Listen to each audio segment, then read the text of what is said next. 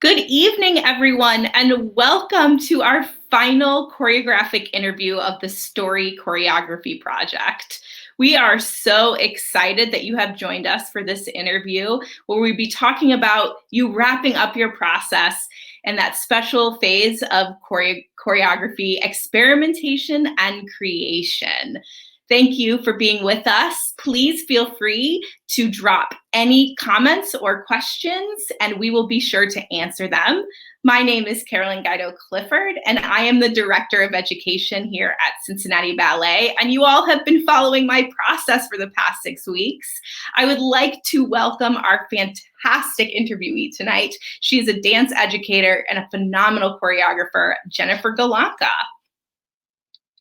Hi, Carolyn. Thanks for having me. I'm so happy to be here. We are so thrilled to have you.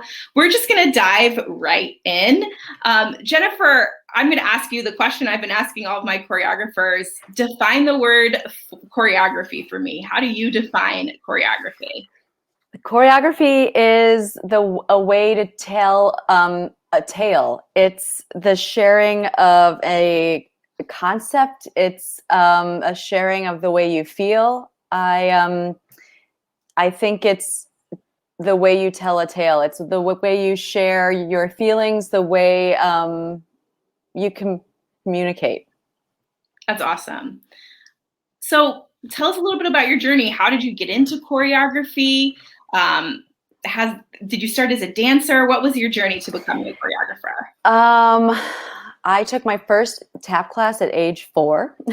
And from there, I danced and toured and worked with companies and all of that. And I guess in my late 20s, I'm sorry, I was working at a summer program and they said, oh, you will come in here, give classes, which I felt super comfortable with.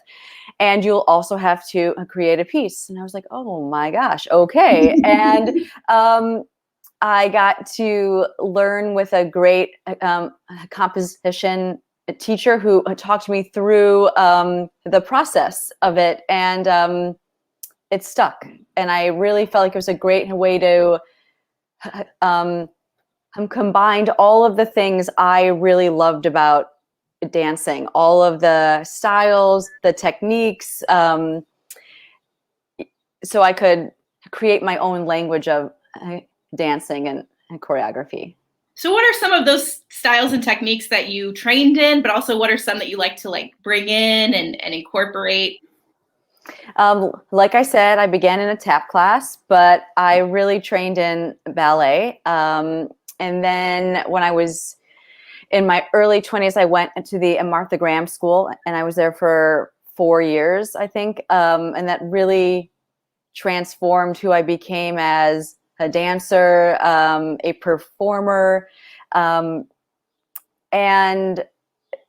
beyond that, I like to incorporate current events. I like to incorporate new venues like outside, art galleries, botanic gardens, places where you would not assume dance would be happening.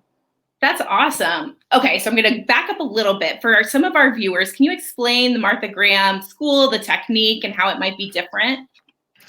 Yes. Okay. I hope Martha Graham is not listening from her grave. So Martha Graham is a pioneer of modern dance. She is one of the people who switched the scope of dancing from a classical ballet. It's much more grounded. It's much more rounded with your body. They do it barefoot, not in shoes. Women partner women, men partner men. It's a new concept of ballet. It's like, her technique is as specific and planned as a ballet class is, except it's a modern class and you start on the floor. And I hope that answers the question. Yeah, absolutely. I want to welcome all of our viewers who are just joining us. My name is Carolyn, and we are here interviewing a fantastic choreographer, Jennifer. If you have any questions, feel free to drop them into our comment section. So you brought up something really interesting and something that's new for our choreographers and a little new for me. Can you talk about some more about site-specific work and working in environments that aren't a stage or a studio? Yeah, it's something, again, that I learned in sort of like a way where I was shoved into it. And they're like, you're going to do this piece, but outside on this bridge. And I was like, oh, Mhm. what an interesting concept. And I really fell in love with it. It is when you take the choreography that you've created and you have it on a place that's not like a dance space or a stage. So let's say I wanted to show my work in a park, or like I said, an art gallery, or the mall, or a bridge, or the beach. It's a way to invite people to see dance and art in places that they would not normally see that style of dance. What are some of the challenges in working some of those locations? I mean, the first thing that comes to my mind if you're on a beach, like, are they barefoot? How does the sand interact? Like, what happens? That would be answer one is the floor, or the like how you prepare yourself and your dancers to deal with the uneven landscape or rocky terrain or soft terrain. You wear sneakers or jazz shoes or something like that, and you craft your work around the space that you'll be at. So not a lot of big leaps or turns if you're on a rocky beach. How does the audience behave in that kind of environment? I think they are always so, curious about what we're doing and why it's happening there. But by the end, I always feel like it's a way where they feel like this art form, which can sometimes feel inaccessible, I think, they feel more comfortable because it's in a place where they're already comfortable, and it's a little bit more casual. It's not a seat and the lights go down. So I think they like it. I Yeah. hope they like it. Has anyone ever just jumped in the dance? Has that happened? One time. Oh, really? One time. One time. I think this was possibly in Colorado. At an art gallery. They just joined in for I think maybe they were on their way to the restroom and making their pass through. Good for them. That is amazing to join something like that. And we sort of went with it, and off he went. Yeah, exactly. That's incredible. So what does your process look like? We've talked to some choreographers that are really inspired by music, others that, story-based. Where do you start? Is it different every time? Yeah, every time it's not the same, I would say.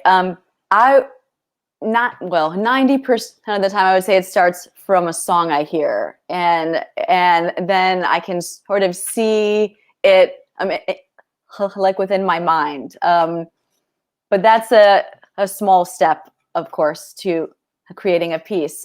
There are times where if it's like a site-specific work, you have a place that you love, and then you start crafting that around that. There are times that it's, a quote I like, or a poem I like, and I start with that. So I feel like it can come from all over, and that's kind of why it's so magical, is that it comes from so many aspects of your life. One of the interesting things we've been asking about is where people find their music. So where are you hearing these songs? Where do you find your music? The hunt is for real. I mean, I'm sure that all the people that you talk to, it's true. I spend a lot of time online. I spend a lot of time on Pandora and Spotify and Apple Music and all of those things, trying to hunt for artists I like and then seeing what comes out of that. I'm lucky enough that I have a few colleagues who are composers, so they're, nice.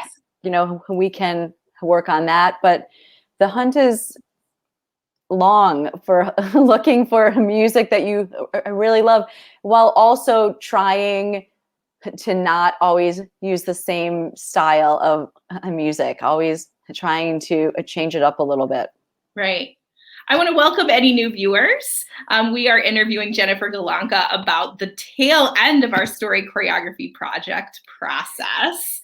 So Jennifer, our choreographers they're coming to the end here. They're connecting their phrases. They're adding elements like music. What's the most challenging part of this process, and how do you overcome some of those challenges? I think that varies with each process. I would say for me, the hardest part is always the ending. How do you make sure that at the end, what you want said is being said? How do you, throughout this long process, make sure that you're telling the story that you want to tell? So what are some questions that you might ask yourself to see if you're getting there? So I always try to, when I plan my work, I know where it starts and then I know where it ends. It does not always end there, but that's my plan. And so I always ask, how far off of my course have I gotten? And is that path still clear? I also bring in a person, many people who watch it, who aren't a part of the process, and say, so what do you see? And sometimes we're on the same page, and sometimes they're like, I'm not exactly sure what I should be feeling. And then that's a great, light that says, go back and redefine what you're trying to say and make sure it's clear, not only for you who knows it, but for an audience who is watching it for time one. There's a writer that says sometimes you have to kill your darlings. Like, you fall in love with certain pieces or aspects of your choreography. So what are some tips in a way to do that, in a way to delete or edit out some of the things that you've just become totally obsessed with? Yes, that's a hard one. That is a true hard one, because you fall in love with the parts and you're like, that I love that part, but it just doesn't work in this piece. I would say always take a step back, be objective, and know that you can save that for something else. Oh, yeah, that's a great tip. Yeah. Right? If it doesn't work here, doesn't mean it won't work somewhere else. Yes, you say, oh my gosh, a bigger thing. I have this great phrase that just does not work here, but I'm going to create a whole work around that. Yeah, that's hard. But sometimes you just have to cut it out and move forward. Yeah. So what's one of the most rewarding parts of this part of the process? Watching it all come together.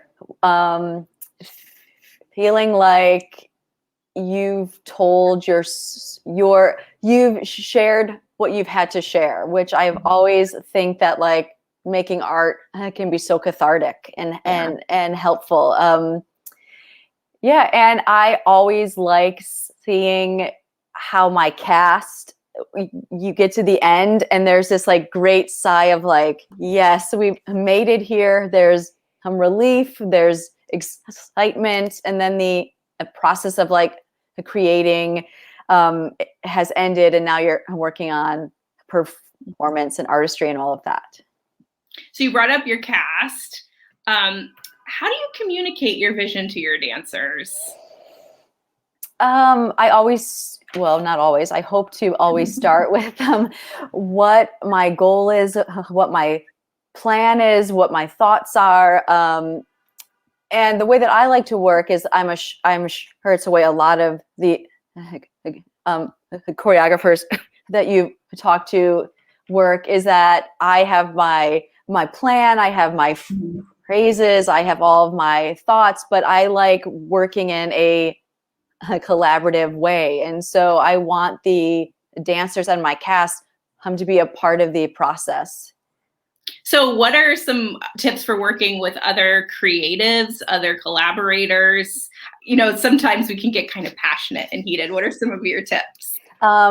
Be clear with what you're asking for. I've learned that over the years to be very clear with what I'm looking for.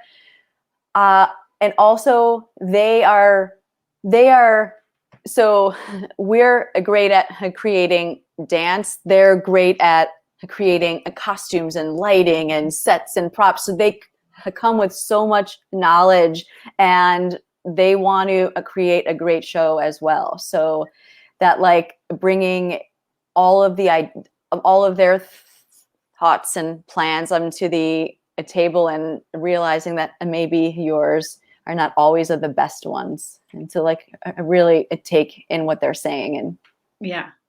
So we're sharing some images of Jennifer's work. You can see all of these elements that start to come together, but you can also see some really interesting physical shapes and some different ways to use our bodies. So Jennifer, I'd love to know why you think dance is a good medium for storytelling and physical storytelling. What makes dance the right way to go?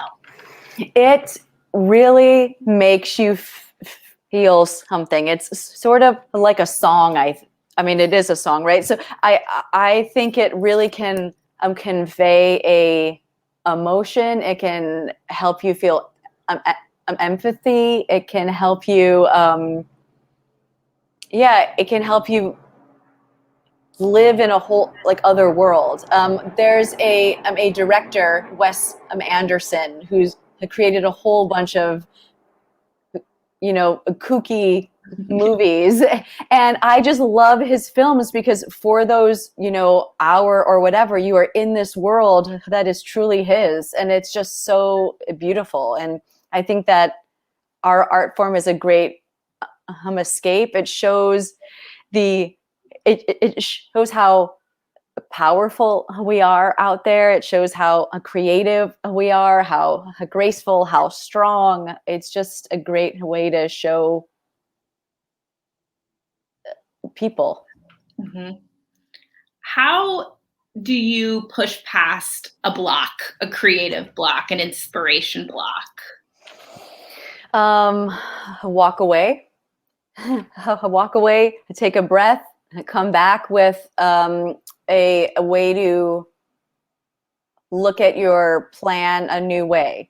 I always say to public schools I work with, yes, we are wanting to help create artists, but we're also creating problem solvers, critical thinkers, all of those things. So I think in trying to solve a problem, I like to walk away, come back in, and say, let's look at it from this other angle. Awesome. Okay, the big question. What are your tips for new choreographers starting out? What are your nuggets of wisdom? Keep trying. Try and try and try and try. Don't stop. It's hard. You're gonna be your worst critic. Keep trying. See if you can show your work to a lot of people. See if you can try to constantly push yourself outside of your own box. There was a piece I was working on, and I was about halfway through, and I looked at it, and I was like, these are my steps. These are like, I always do these things. They just look so much like me. So I tossed it all away, and I had to like really try to create a new vocabulary. And it was very challenging, but it was so rewarding. So always try something that you feel like is, that you haven't tried before, something new. Wonderful. Jennifer, I want to thank you so much for joining us for our final interview of the Story Choreography Project. Choreographers, listen to her words of advice and try something. Yes. And I have had such a great time going through all of their worksheets. They're going through some great processes to create work. It's really amazing. So I hope, yeah, it's really great. And I hope we get to see some of their work. That would be really exciting. Please submit your work using the hashtag Story Choreo Project. We'd love to see how you finish up, or feel free to reach out to us here on Facebook. We are so thrilled to have Jennifer end out our Story Choreography projects. Choreographers, you are still a part of the journey. So it's a process. Keep working, keep trying, and we can't wait to see what you create. Thank you so much. Thank you so much, Carolyn.